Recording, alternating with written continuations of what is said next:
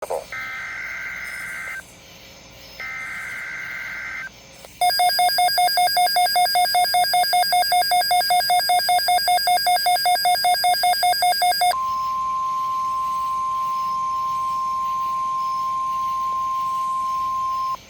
National Weather Service has issued severe thunderstorm watch number 602, effective until 3 a.m. Thursday.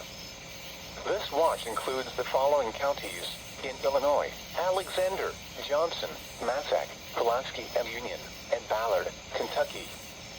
Remember, a severe thunderstorm watch means the conditions are favorable for the development of severe weather, including large hail and damaging winds in and close to the watch area. While severe weather may not be imminent, persons should remain alert for rapidly changing weather conditions and listen for later statements and possible warnings.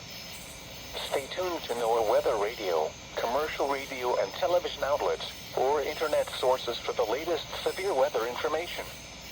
Repeating, severe thunderstorm watch number 602 has been issued from 9:45 p.m. until 3 a.m. Thursday for the following counties in Illinois: Alexander, Johnson, Massac, Pulaski, and Union, and Ballard, Kentucky.